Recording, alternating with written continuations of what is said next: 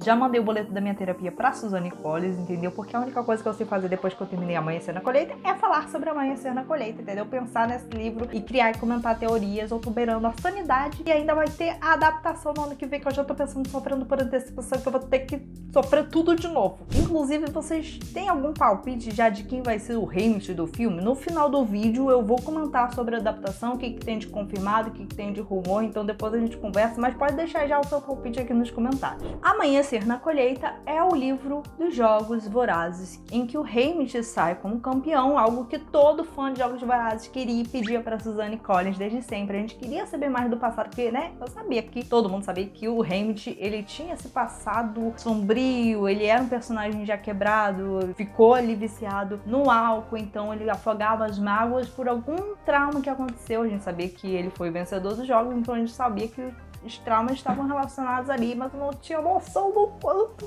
eu não estava preparado, eu juro pra vocês, assim, o nível, a Suzane Collins se superou, de verdade. E mais do que um fanservice, esse livro, ele é crucial pra caminhada, pra evolução da rebelião, pra chegar lá na Katniss, entendeu? E rolar toda a revolução e toda coisa que acontece pra libertar Panem de Snow e de toda essa coisa dos Jogos Vorazes, né? Libertar os distritos. Então, assim, é essencial esse livro. Eu sou a Geninha e esse é o Geni Geek. E se você quer apoiar este canal maravilhoso a continuar existindo, a continuar eu criando conteúdo aqui pra vocês, apoia clicando no link aqui embaixo, é o primeiro link que eu vou deixar na descrição, onde você pode comprar Amanhecer na Colheita ou qualquer outro produto aí que você queira com o meu link. Você clicando nele, eu ganho uma comissão, isso me ajuda a manter aqui, né, eu continuar criando os vídeos, porque eu preciso pagar meus boletos também, né, galera? Eu mandei o boleto da terapia pra Suzane Collins, mas os outros ainda tem que pagar. Eu preciso voltar a ter limite no meu cartão, pelo amor de Deus. Compre com o meu link, eu vou deixar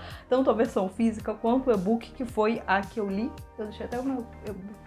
Você pode comprar tanto a versão digital aqui quanto a física, vou deixar os links aqui embaixo, comprem com eles, por favor. Caso você não tenha percebido, não consigo fazer esse vídeo sem spoiler, então se você não leu, eu sugiro que você veja minha resenha sem spoilers que eu fiz lá no Scooby. Aproveita, se você tiver também um perfil por lá, me segue, o link vai estar aqui embaixo na descrição também. Ok, agora bora falar de Amanhecer na Colheita, ou no original Sunrise on the Reaping. E essa resenha vai ser um pouco diferente, porque assim, eu fiquei obcecada de verdade, assim, eu li Amanhecer na Colheita, aparecia pra mim, eu lia, entendeu? Eu via vídeo, assim. Eu fiquei tão obcecada quanto eu fiquei com a trilogia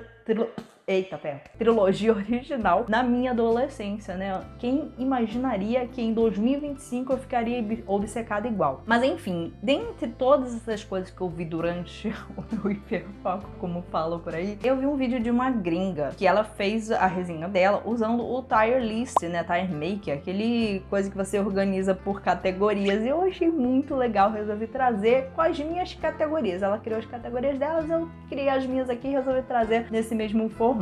Porque assim, eu queria falar tanta coisa desse livro, queria comentar cada detalhezinho, que eu não conseguia organizar minhas ideias, então acho que esse tier list iria me ajudar. Então eu coloquei, então vamos às categorias. A primeira categoria é Gênio do Mal, que é para todos os momentos em que Suzane Collins fez uma escolha certeira, que fazia total sentido pro livro, pra saga e pra tudo, assim. Aquele momento que você, caraca, ela é uma escritorazona, assim, sabe? Que você fica chocado em como ela pode ser um gênio do mal. A próxima categoria eu poderia encaixar o livro inteiro aqui, que é Paga Minha Terapia. Eu acho que é autoexplicativo, né? Pra todos os momentos traumatizantes deste livro, vai entrar aqui nessa categoria. Eu só queria saber quem machucou a Suzane Collins pra ela escrever umas mortes, umas coisas assim que foi puxado. A terceira categoria é Não Tava Pronta, que é para todos os plot twists, as revelações, as coisas que me surpreenderam durante a leitura, que eu fiquei assim, meu Deus do céu, não tava esperando por isso. A próxima categoria eu adoro, que é 5 minutos no soco, bora! Que é pra todo momento que eu fiquei irritada com alguém, com algum personagem ou com alguma situação que me fez querer entrar no livro e socar a cara de alguém. Eu só vejo a minha mão na cara dele. E por fim, a categoria Absolute Cinema, Cinema, que é pra todos os momentos que eu queria parar a leitura, levantar e bater palma por 5 minutos, que era as coisas assim, genial, simplesmente Absolute Cinema. Mas chega de enrolação, bora começar a categorizar todos os momentos aqui do livro, começando com a decisão de Suzanne Collins de ter lançado A Cantiga dos Pássaros e das Serpentes antes de Amanhecer na Colheita. Eu acho que a história do Snow ser contada antes desse livro fez tanto sentido que quando eu tava lendo Amanhecer na Colheita eu ficava assim, cara, eu entendi agora por que ela lançou esse livro antes, porque é tudo conectado, então ela precisava de contextualizar a história ali antes de contar os jogos do Haymitch pra gente entender a crueldade do Snow, incluindo a capa, né, que faz uma óbvia referência aqui. Tem uma serpente e um pássaro. É simplesmente perfeito. Meu cabelo tá esquisito aqui, meu Deus. A gente vê também como é que o Snow evoluiu ao longo do tempo, como é que ele sempre teve essa obsessão com o Distrito 12, esse trauma com o Distrito 12, porque 40 anos depois do livro dele, ele vê uma potencial ameaça do Haymitch ali, das coisas que o Haymitch faz, e posteriormente com a Katniss, então assim, a linha do tempo formada perfeitamente. E é claro, a Lucy Gray, né, as citações indiretas ali, que talvez se a gente não conhecesse o que aconteceu antes, a gente poderia passar despercebido. Não acho que, tipo assim, não ia fazer sentido pra gente, ia faltar alguma informação ali pra gente entender a história do Haymitch, também não acho que é pra tanto, mas fez total sentido a gente conhecer certas coisas pra gente pegar referência, pra gente entender o contexto, enfim, genial. Então, por tudo isso, essa escolha de ter lançado o livro do Snow antes, pra mim, eu coloco isso aqui na categoria gênio do mal. E ainda sobre essa capa, né, que esse aqui é o objeto que o Haymitch leva pra arena, o presente da Eleanor Dove, a namorada dele, que é um negócio que faz faísca, que pode fazer fogo e tal. E eu relacionei isso com a frase de Jogos Vorazes, que é toda revolução começa com uma faísca. E aqui a gente parando pra pensar, né, a faísca, na verdade, começou muito antes. Eles tentaram fazer a faísca acontecer antes. Gretchen, para de tentar fazer o barro acontecer. Isso nunca vai pegar. Então, acho que é uma analogia, uma referência aqui. Tipo assim, a revolução não começou na Katniss. A gente tinha noção disso, porque tem o Distrito 13 e tudo mais. Toda a história já mostra que a revolução estava sendo construída. Mas aqui a gente vê mais detalhes disso, né? E o fato de ser um objeto ligado intimamente aí ao Haymitch, eu coloquei isso na categoria não estava pronta. Porque é uma referência, algo muito forte que tá relacionado... Cara, é um caminho, assim, quando você para pra pensar, é muito interessante, então achei... Poderia estar aqui no Gênio do Mal também, né? Mas decidi colocar e não estava pronta porque eu não estava esperando uma referência, essa ligação direta aí. Pelo menos eu achei bem direta. E agora vamos começar a, de fato, destrinchar a história, começando pela colheita ilegal do Haymitch. Não estava pronta. É uma coisa que no começo a gente sabe que o Haymitch vai ser um dos escolhidos ali, um dos sorteados para ser um tributo. E que nos jogos dele, né, como era um massacre quaternário, seriam 48 tributos em vez de 24, e ele seria um dos tributos do 12. Só que assim, ele não foi sorteado, e eu não estava esperando por isso. Quando eu tava lendo, eu fiquei assim, tá... falta só um tributo a ser chamado, então vai ser o Haymitch. E aí eles chamaram outro lá, que era o Woodbine, que saiu correndo, tomou um tiro, uma confusão danada. E aí o Haymitch se intromete para poder salvar a namorada, e aí eles decidem colocar o Haymitch lá. Eu juro. Foi muito mais caótico do que eu pensava. E aí tá, eles são levados, vão ser apresentados pra capital, né? Vai ter todo aquele processo antes dos jogos. E simplesmente, a Luella, que era a única aliada do Haymitch até então, era a única conhecida, uma pessoa que ele gostava do 12 ali junto com ele, morre antes dos jogos por causa de um engraçadinho que decidiu jogar um fogo de artifício ali no meio das carruagens. Assustou os cavalos, obviamente. Teve uma confusão danada. A Luella, jogada pra fora da carruagem, morre. Eu lendo aquilo, eu fiquei assim, o que vai acontecer? E aí eu poderia colocar aqui também e não tava pronta. Mas eu resolvi colocar 5 minutos no soco. Bora! Pro cara que jogou a porcaria do fogo de artifício no negócio. Pra quem tem gato, cachorro, vai entender o ódio que eu tenho de fogo de artifício. Ainda mais aqueles que fazem um monte de barulho. Ai, eu tenho um ódio disso, gente. Eu tenho vontade que a pessoa pegue esse fogo de artifício. Enfim, vocês entenderam. Eu tenho muita raiva de gente que faz isso, ainda mais aqueles que só fazem barulho. Não faz sentido nenhum, sabe? Então, 5 minutos no soco com esse cara. Esse indivíduo que pegou esse fogo de artifício e acabou na morte de uma tributo que já tava ali pra... vai entrar no jogo e vai morrer de qualquer forma. Mas... sabe? Eu fiquei com muita raiva. Muita raiva. E aí, beleza. Vamos lá, o Haymitch, obviamente, sofrendo com a morte da única aliada, a amiga dele ali, de infância. Ele pega o corpo dela e leva pra frente da mansão do Snow. Thank you for your consideration. E aí fala assim, ó, tudo que vocês fizeram. Pra mim, isso aqui, ó, absolute cinema. Gente, o Haymitch aqui foi muito maravilhoso. Mas assim, né, ele acabou chamando uma atenção pra ele, acabou prejudicando muito ele em muitos momentos. Ainda mais porque o Snow ama o povo do 12, né? Aí vem um garoto faz um negócio desse da frente de todo mundo, é complicado. Só que aí a gente acha assim, pô, essa história da Luella acabou e tal, o Haymitch sofreu, mas é isso. A Luella volta, Haymitch acha que ela tá viva, mas ele viu ela morta. E aí ele fica assim, quem que é essa menina? E a gente acha, não, pô, ou a Luella se salvou, ou eles, sei lá, criaram um clone dela, a partir do corpo dela, sei lá. E é muito pior do que tudo que eu pude imaginar. Eles pegaram uma menina do Distrito 11, transformaram ela numa cópia da Luella, aparentemente, mas todas as coisas, né, as memórias, personalidades, coisas, era de uma menina do Distrito 11 completamente traumatizada e que não conseguia raciocinar direito, era quase como um zumbi ali. Isso foi uma das coisas mais bizarras que eu já li em Jogos Vorazes, e tem muita coisa bizarra acontecendo em toda a saga, mas isso foi num nível assim que eu fiquei...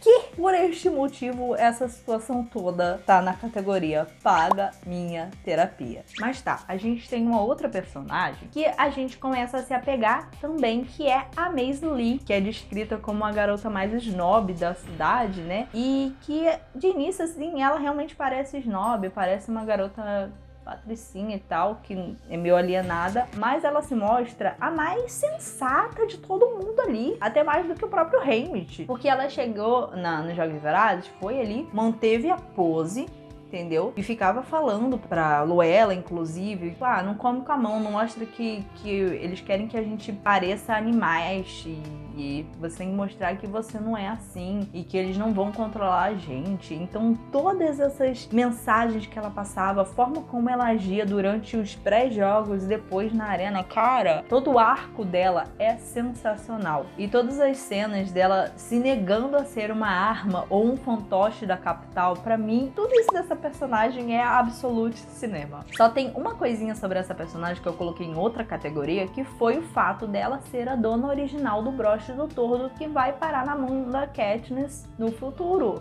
Então, pra mim, isso, gênio do mal. A escolha da Suzanne Collins de colocar o Tordo sendo algo esnobado, o Tordo foi um presente que a Maisie Lee ganhou, que ela não gostou, achou feio e tal, e guardou, não usava. Acabou parando nas mãos da Katniss depois, pelas mãos da sobrinha da Maisie Lee. Então, pra mim, todo esse arco, essa conexão com a Revolução, pra mim é como se fosse também o objeto do Haymitch, né? Acho que é uma ligação que é muito importante pra história, traz esses detalhezinhos que eu amo em toda a história, assim, porque traz uma conexão que você fica lendo, você fica, caramba, você se conecta ainda mais. Então, pra mim, isso é gênio do mal. Porque é uma escolha da Suzanne Collins colocar esses detalhezinhos e é algo muito simbólico, muito importante, porque a Maisie Lee foi uma das personagens mais importantes desse livro. É como se a Suzanne Collins estivesse dizendo, ela não morreu em vão. Então, pra mim, ia ser genial. E esse tanto de coisa, né? Já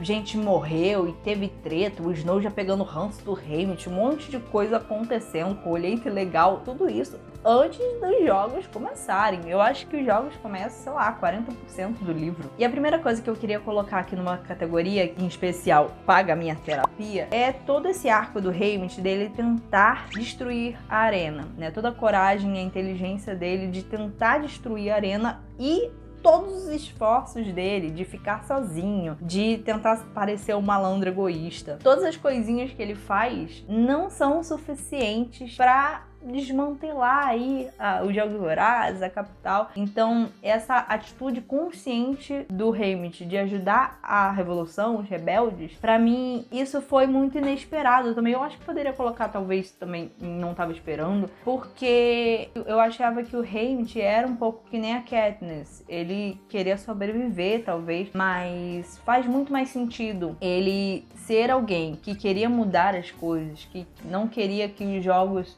continuassem. E é muito triste, né, também pensar que ele venceu os jogos e tudo acontece com ele. 24 anos depois ele teve que esperar, 25 anos depois ele teve que esperar pra poder, de fato, as coisas que ele queria que acontecessem nos jogos dele, aconteceu só 25 anos depois. Então, cara, isso é motivo de pagar minha terapia, Suzane Collins. Só quero dizer isso. Inclusive, o Plutarch falando que o Haymitch foi útil, sim, porque a revolução, ela não acontece do dia pra noite. E que talvez eles tivessem que esperar gerações até que eles conseguissem, de fato, se livrar dos Jogos Vorazes, se livrar desse governo ditatorial, totalitarista. Então, assim, é muito forte a mensagem. E eu gosto de fazer o paralelo do Haymitch com a Katniss, porque o Haymitch, ele já entrou na arena causando, querendo fazer a revolução acontecer e destruir a arena, não sei o que. Ele tomava atitudes conscientes com os rebeldes, né,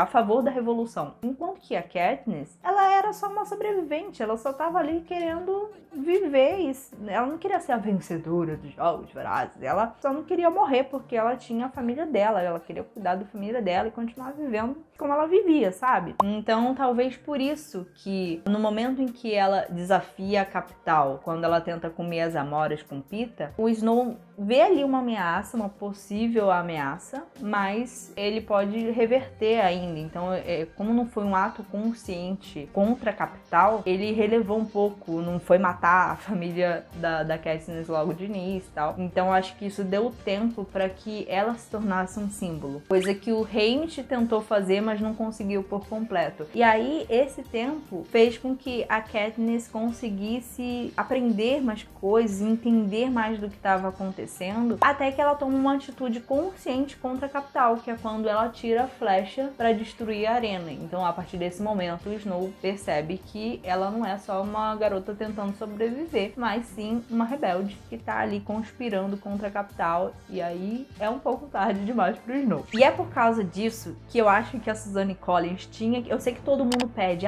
faz um livro do Finnick, faz um livro da Joanna, e faz um livro de não sei quem. Quer saber mais da história dos tributos, de pessoas específicas, né, da F também. Mas eu acho que seria tudo, sabe o quê? Um livro da história de Panem. Uma coisa meio assim, tipo Hogwarts, uma história que você vai contando desde os dias sombrios, né, que é antes da criação dos Jogos Vorazes e tal. Vai passando, tipo, como se fossem contos, falando de cada vencedor dos jogos. Que a gente tem trechos, a gente tem coisas e momentos importantes que são esses livros, mas eu acho que um compiladão da história, eu acho que seria muito interessante, falando, quem venceu, se ele estava a favor da revolução, se ele estava a favor da capital, como é que foi a movimentação desses jogos, o que fez desses jogos um pedacinho para que a revolução acontecesse 75 anos depois da criação dos jogos. Então, assim, eu acho que seria o livro para Suzane Collins criar. Então, assim, Suzane, por favor, já dei ideia aí, se tu quiser fazer, tá bom? Manda até um endereço pra você me mandar, eu sou leitora beta, se quiser, tamo aí. Mas vamos seguir ainda acontecendo ali os jogos, eu tenho que falar, é claro, da morte do Ampère e da Welly. Simplesmente paga minha terapia. Porque assim, eu nunca tive uma morte tão traumática desde o Finnick. Foi muito triste, assim, o jeito que o Ampère... São dois novinhos, né? Acho que eles tinham 12, 13 anos, eles eram mais novos. Então, assim, cara, é muito bizarro. Quem te fez mal assim, Suzane Collins? O nível, a violência dessas mortes, pelo amor de Deus. Principalmente da Welly, sabe? Dá até... falta de ar aqui. Mas eu não quero nem comentar muito, porque eu vou começar a chorar aqui no vídeo. Eu queria só fazer um adendo pro nome do Ampère, que eu acho que fala assim, porque ele é do Distrito 3, que é de tecnologia, né? Então ele tem a unidade de medida de corrente elétrica, né? Ampere, eu não sei se... tô falando como se escreve, né? Mas eu acho que é Ampere que fala. Eu acho que o nome dele seria uma referência a isso, tipo, e se falaria do mesmo jeito. Acredito. Eu adoro como é que a Suzanne Collins cria uns nomes, assim, diferentes, interessantes. E ainda sobre o Ampere, uma coisa que eu definitivamente vou colocar aqui na categoria não tava pronta é o fato dele ser filho do Beat, que aparece em Chamas. Que eu vi que é assim, gente, quando ele fala assim, não sei o que, eu vou mostrar pro meu pai. Aí eu, ui? Gente, e era simplesmente o Beat. Era o cara que venceu os jogos e ele tava sofrendo uma punição pelos atos dele, né? Não deixa muito claro o que ele fez, pelo menos eu não guardei essa informação, mas ele tava sendo punido pra ser o mentor do próprio filho nos jogos, tipo, ver o filho morrer nos jogos, sabe? É uma coisa muito cruel. A gente vê a crueldade da capital em vários momentos, assim, é assustador. E um detalhe a mais que pode incrementar aqui do não estava pronto para nenhuma dessas informações é que o Beat, ele fala sobre uma mulher grávida. E isso não é mencionado em Chamas. Então, será que essa mulher teve um filho? Ou será que, tipo assim, ele sofreu ainda mais punições depois dos jogos do Haymitch também? Estava envolvido de alguma forma ali? Sei lá, a capital mandou matar a família dele? Cara...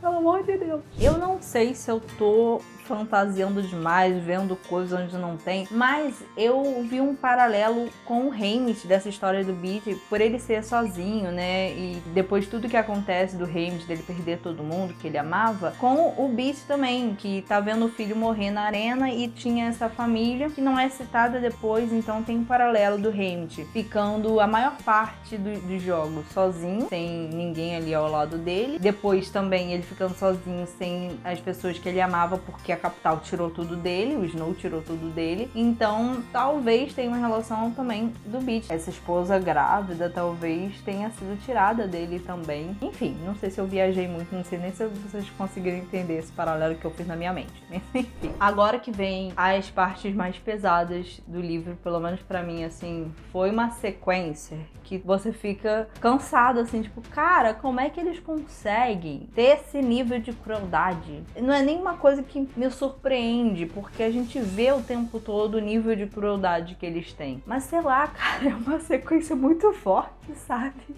Você fica assim, caraca. Então, pra todo o pós-jogos do Haymitch, eu vou colocar aqui Engenho do Mal. Porque, assim, a Suzanne Collins, ela deve... Alguém fez ela sofrer muito pra ela colocar tanto ódio nesse livro. Que, olha, pelo amor de Deus. E vamos começar com o Haymitch tendo que se recuperar ali um pouco depois de ter vencido os jogos. E aí ele vai pra entrevista com o Caesar Flickman e mostra um resumo dos jogos. Então, coisas que ele também não tinha visto por passar a maior parte do tempo sozinho ali na arena e tal. E simplesmente manipularam, ocultaram informações ali, principalmente das tentativas dele de destruir a arena, de colocar a arena com mau funcionamento, né? Porque ele conseguiu destruir certas coisas ali e tudo mais. Teve o vulcão que explodiu. Teve uns momentos ali que a arena deu um tilt. Só que isso eles ocultaram, manipularam ali a ordem das coisas, da narrativa. Então esse foi o momento de controle de narrativa da capital, porque o Haymitch, ele queria passar a imagem de malandro egoísta. E a capital falou assim, tá bom então. Colocaram todas as cenas do Haymitch sozinho, tiraram todos os momentos em que ele ajudou algum aliado, tipo a Luella, ou a Lulu, né, que era aquela cópia da Luella. Quando ele tava com o Ampere também destruindo, inundando ali parte da arena, eles tiraram todos esses momentos em que poderia colocar o Haymitch como alguém menos egoísta e deixaram tudo com a imagem que o Haymitch queria passar de malandro egoísta. E que no final teve sorte de vencer o jogo. Eu acho que eu tive a mesma reação do Haymitch vendo esse resumo. Eu lendo, eu fiquei com tanto ódio da capital que eu fiquei assim, cara, eles não mostraram nada do que realmente aconteceu, mudaram tudo, trocaram a ordem das coisas, entendeu? Especificamente pelo ódio que eu senti lendo toda essa cena, eu vou colocar na categoria de 5 minutos no soco. Sei lá com quem. Pode mandar quem quiser que 5 minutos no soco aqui pra descontar minha raiva dessa cena. E aí ele volta pro Distrito 12, finalmente, paz, né? Acabou esse caos, todo esse sofrimento. Não acabou não. Tá só começando, porque ele chega no Distrito 12, descobre que a casa dele tá pegando fogo, que a mãe e o irmão estão lá, e ele eles morrem nesse acidente, que ele obviamente sabe que não foi nenhum acidente. E aí a mãe e o irmão dele, eles são enterrados juntos e abraçados. Paga minha terapia. Aí ele acha que vai poder ficar bem com a namorada dele, a Eleanor Dove. E simplesmente ela pega uma jujuba que achou que era dele, que era presente dele. Ele bota a jujuba na boca dela e a jujuba tava envenenada. Cara, juro. Aqui a gente vê o nível de maldade do Snow. E a Eleanor Dove provavelmente lembrava a Lucy Gray, né? Na cabeça doentia do Snow, sei lá. Porque ela era do bando. Então, ai... Juro. E como se não bastasse, o Haymitch ainda tem que reviver esse trauma todo ano, sendo o mentor dos tributos do 12, vendo eles morrerem. E depois, né, no livro Em Chamas, ele ainda quase vai para a arena reviver tudo, né, dentro da arena, jogando mais uns Jogos Vorazes, que se não fosse pelo Peeta, ele tava lá de novo. Então é muito sobre a cena em que o Haymitch fala pra Katniss que essa viagem nunca acaba, porque eles estão lá no trem, ela fala, quando essa viagem acabar, não sei o que, ele fala pra ela, essa viagem nunca acaba. This trip, girl, wake up. This trip doesn't end when you get back home. You never get off this train. You two are mentors now. Porque ele tá literalmente vivendo essa viagem há 25 anos. Paga minha terapia.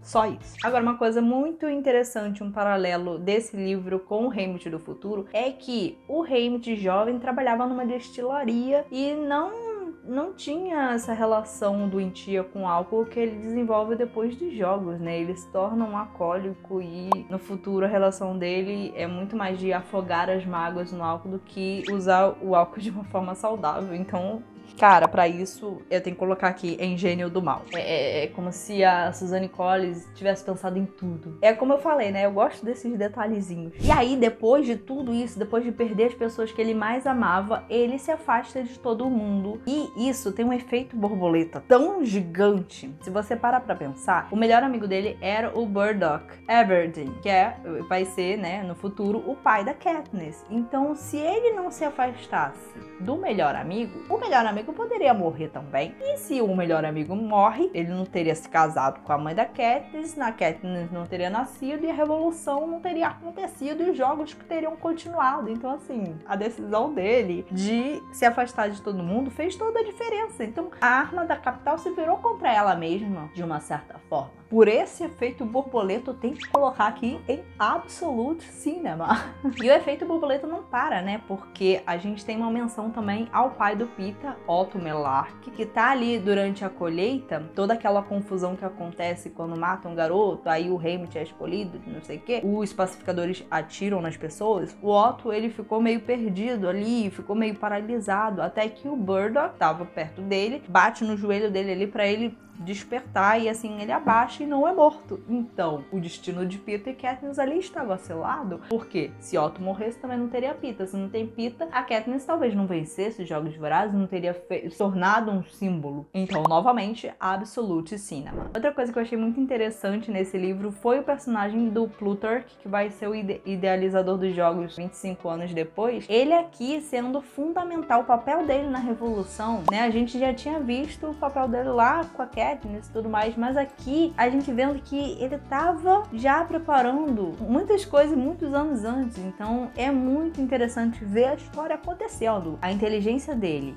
e o fato dele ser alguém da capital, alguém rico e que tá ajudando a revolução, cara, me deixou muito curiosa, ainda mais por ele ter enganado o Snow durante tanto tempo e ter se tornado depois o idealizador dos jogos num momento tão crucial. Eu acho que se tivesse que escolher um personagem pra Suzanne Collins escrever mais um livro, seria o Plutarch, porque assim, é incrível o fato dele ter feito tudo isso, sabe? Ele foi essencial. Então vou colocar todo o arco dele aqui pra Gênio do Mal. E ainda sobre essa história de detalhes que acrescentam na história, que fazem toda a diferença, um que me deixou muito assim, ai, perfeito foi o fato da relação do Haymitch com a Luella, dele chamar ela de queridinha ou de sweetheart, que é como ele vai chamar a Katniss lá na frente. Então, tipo, a Katniss lembrava ele da Luella de alguma forma, e esse carinho que eles desenvolvem, essa aproximação, essa amizade, foi muito em relação a esse passado do Haymitch. Então, é muito conectadinho, sabe?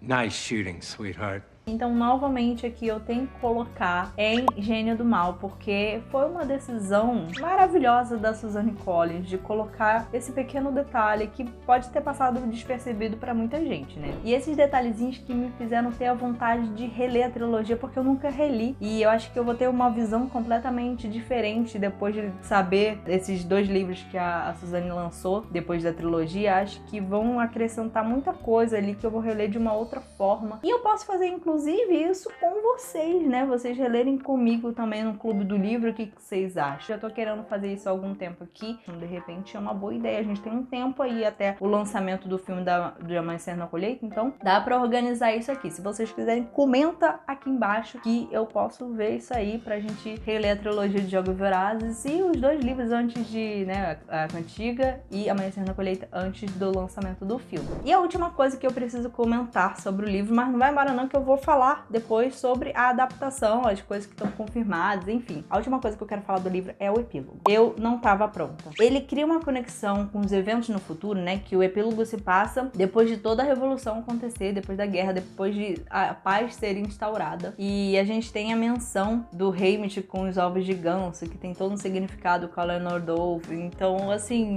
a Katniss e o Peter se tornando a família dele, cara, é perfeito. Eu te adoro, Suzanne Collins. Muito obrigada por esse epílogo, porque foi um respiro depois de tanto sofrimento, ver o Haymitch finalmente em paz. Ai, juro, cara, foi perfeita essa leitura. E foi neste momento que Suzanne Collins pagou minha terapia. Curei da depressão. A bateria da câmera vai acabar, então provavelmente eu vou ter que continuar depois desse vídeo. Vamos fingir que a bateria da câmera não acabou e que eu não tive que gravar o resto do vídeo num outro dia, tá? Vamos continuar de onde eu parei. Então bora falar da adaptação de Amanhecer na Colheita, que eu tô muito ansiosa. Já está em fase de pré-produção, rumores de elenco e muita coisa saindo, pipocando por aí. Algumas coisas oficiais, outras são só rumores ainda, mas vou falar tudo que a gente sabe até agora. Vamos lá, o que temos de oficial por enquanto, né? Quando ainda nem tinha lançado o livro, anunciaram também que ia já ter a adaptação. A Lionsgate publicou no ano passado que teríamos adaptação com previsão de lançamento no dia 20 de novembro de 2026, ou seja, final do ano que vem. A gente já tem nomes confirmados para direção e produção. O diretor vai ser o mesmo de todos os filmes desde Em Chamas, né? Só teve 2 diretores, um para Jogos Vorazes e o mesmo diretor para Em Chamas, A Esperança Parte 1 e Parte 2 e para o filme do Snow. E vai ser esse mesmo nome para dirigir Amanhecer na Colheita, que é o Francis Lawrence. Na produção a gente vai ter a Nina Jacobson e o Brad Simpson, e também já temos o nome do roteirista, que vai ser o mesmo que escreveu os Jogos Vorazes, o primeiro filme, que é o Billy Ray, que não é o pai da Miley Cyrus, é só o Billy Ray. E ele também escreveu o filme Captain Phillips, que foi nomeado ao Oscar. Eu não lembro se ganhou, mas enfim.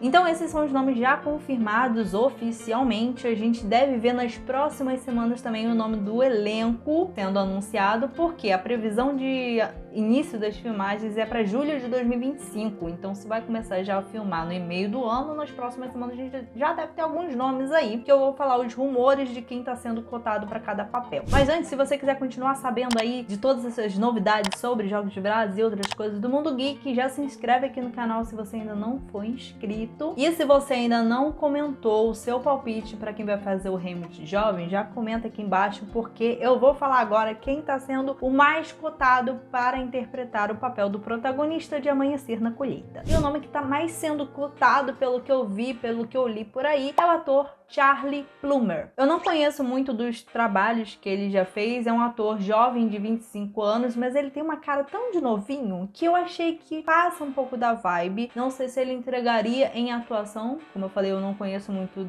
do trabalho dele, mas por ser um ator que não é tão conhecido, não tem um nome grande, né, eu acho que é uma boa aposta e vamos ver, né, se eles vão querer realmente escolher um ator até menos conhecido, um ator, não sei, de teatro, algo do tipo, alguém que entregue. Mas o ator Charlie Plummer eu achei que é interessante, ele tem uma aparência que lembra um pouco o Woody Harrelson, que fez o Haymitch em Jogos Vorazes, então quem sabe, né, temos que esperar aí pra ver como é que vai ser a atuação, se ele vai entregar o carisma do Haymitch. Temos também rumores de quem vai fazer o vilão Snow, que normalmente vilões são nomes de peso, atores que já têm um renome na indústria e que no livro dele, em que ele era o protagonista, ele era um jovem de 18 anos. Na trilogia dos Jogos Vorazes ele já tinha lá seus 80 anos e aqui ele tem por volta dos 60, acredito que 58 anos exatamente. E quem está sendo cotado para fazer ele em Amanhecer na Colheita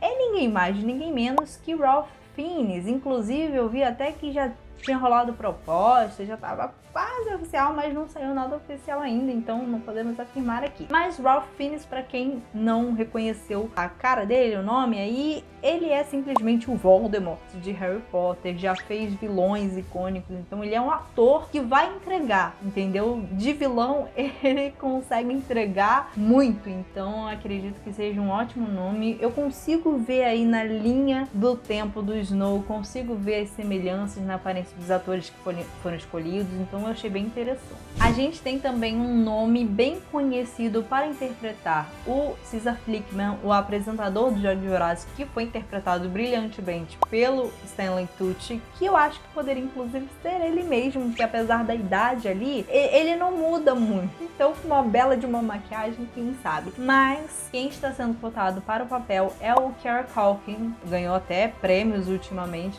pelos últimos trabalhos dele, né? E que eu achei interessante. Eu acho ele bem carismático, acho que ele poderia entregar em atuação e tudo mais. Só que assim, na minha cabeça o Caesar Flickman é o Stanley Tucci. Então eu vou demorar um pouco pra desapegar. Mas eu achei interessante, assim, dá pra imaginar um pouco, sabe? E temos também nome para Plutarch Ravensby, que foi interpretado no original pelo Philip Seymour Hoffman, que inclusive morreu durante as gravações do filme da Esperança. E quem está sendo cotado para interpretar uma versão mais jovem dele é o ator Jesse Plemons, que se vocês verem as fotos lado a lado aí, eu achei bem parecido, assim, lembra um pouco, poderia passar por uma versão mais jovem do Philip Seymour, e que eu achei interessante. Ele fez o Todd em Breaking Bad, então acredito que é um nome interessante de fato. Vale ressaltar que nenhum desses nomes foi confirmado oficialmente, pelo menos até a gravação deste vídeo. Acredito que o Ralph Fiennes talvez seja o mais certo dessa lista, mas nada confirmado ainda. Agora vamos especular um pouquinho aqui, porque a gente tem um epílogo no livro que é depois de tudo que acontece em Jogos Vorazes, né, a trilogia, e que a gente fica imaginando, será que vamos ter cameos do elenco original de Jogos Vorazes, né, a Jennifer Lawrence, Josh Hutcherson, será que a gente vai ter a Katniss e o Peeta de novo aparecendo? Nossa, vai ser um surto no cinema que, olha, a gente não vai nem ver a cena de tanta gritaria que vai ter. Será que teremos também alguma menção à Lucy Gray? Porque assim, como é uma coisa mais enxuta, eu não sei se a gente vai ter ali, porque a gente tem referências de fato no livro, mas será que vão colocar isso no filme? Eu espero que sim, nem que seja um negocinho assim, só pra mostrar, sabe? Não precisa ter nada da atriz que fez a Lucy Gray, nem nada disso, mas eu acharia interessante mostrar alguma coisinha, principalmente o negócio dos túmulos em que é mencionado que a Lucy Gray tá morta de fato, né? Eu acho que isso é importante. Agora eu quero comentar sobre o teaser que saiu, pra quem ainda não viu, vou deixar aqui na descrição o link também, mas assim, é um teaser simples, que é uma animação ali mostrando lava, vulcão, não sei o que, é provavelmente a referência ao vulcão que tem na arena que explode, né? E aparece ali o símbolo do cordãozinho lá do Haymitch, que é o negócio de fazer faísca. E no final a gente tem alguém narrando ali, falando que esses jogos parecem que vão ser diferentes. I think these games are gonna be different. E essa voz, eu falei assim, nossa, essa voz não me é estranha. E eu vi outras pessoas falando também que era a voz do Woody Harrelson, que fez o Haymitch da trilogia original, que até me bolei aqui pra falar. Mas assim, foi isso mesmo. Eu tenho duas teorias sobre isso, sobre como o filme vai ser feito, só a partir desse teaser. Por quê? se o Woody Harrelson foi esse narrador, eu imaginei que uma das possibilidades seria o filme ser exatamente igual ao livro, mostrando ali o Hamlet jovem, não sei o que, passando por tudo, e depois no final o epílogo com o Woody Harrelson aparecendo e quem sabe aí o Josh Hutcherson e a Jennifer Lawrence como Katniss e Pita e, né, fazendo ali a cena do epílogo. Mas a minha segunda teoria eu acho muito mais interessante se eles fizerem o filme dessa maneira, que é o Woody Harrelson sendo um narrador. Por quê? Vamos por partes, né? No epílogo, a gente tem a menção de que a Katniss e o Pita fizeram um livro de memórias para contar toda a história do que passou, da Revolução e tudo mais, e o Hamlet contou tudo que se passou durante os jogos deles e da vida dele. E eu pensei que no filme começaria por esse epílogo, não sei se mostrando já, que aí seria uma coisa muito, né, de cara assim, mas eu pensei no Hamlet contextualizando, já depois, tipo, ele mais velho, depois da Revolução, depois de tudo, contando assim, não, porque há muito tempo atrás eu também participei dos meus jogos e tudo, que aí ele vai contando, né, narrando tudo o que aconteceu e vai mostrando um Hamlet jovem, ele sendo escolhido lá para participar dos jogos, não sei o que, e vai contando, passando por tudo que acontece no livro. E aí, sabe quando tem esses filmes que tem um narrador e vai aparecendo as memórias? Então seria mais ou menos isso, alternando ali ele fazendo os comentários como narrador e acontecendo a cena ali pra gente ver. E aí, durante todo o filme, só a voz dele, né? E no final ele aparece, aí de repente também a gente tem os caminhos da Jennifer Lawrence, do Josh Hutcherson, talvez de mais pessoas, mas, né, só no final aparecendo de fato os atores da trilogia original. Eu acho que isso seria muito interessante, muito mais legal, teria muito mais surto no cinema. Eu particularmente acho essa forma mais interessante, porque vai agradar tanto quem lê o livro e vai e vê o filme e tem uma nova abordagem, quanto quem não leu, mas assim, esse filme, esse livro, essa história, precisa ter o conhecimento dos outros livros de Jogos Vorazes, né? Então, a pessoa que vai pro cinema, vai ver esse filme, ela tem que ser fã para entender o mínimo de contexto. Mas, ao mesmo tempo, eu acho que seria tranquilo para alguém que não leu o livro ou para quem não vai pegar todas as referências, ver o filme dessa maneira. Eu acho que não teria problema nenhum também. Então, é a minha maneira favorita de abordagem, assim. Se eles fizerem dessa maneira, eu vou ficar muito feliz. Mas me conta aí o que você acha. Se você tem alguma outra teoria, deixa aqui nos comentários. E também não esquece de deixar o like nesse vídeo, o hypar para entregar para mais pessoas, para ranquear melhor aqui no YouTube. Você me ajudou demais fazendo isso se você gosta do Gene Geek. E eu espero que você tenha gostado desse vídeo, que ficou enorme. Falei pra caramba, né? Mas é que eu fico empolgada quando eu falo de Jogos Vorazes. Então é isso, até o próximo vídeo, que se você quiser ver é só clicar aqui. Até a próxima, um beijo e que a sorte esteja sempre ao seu favor. Beijo, tchau!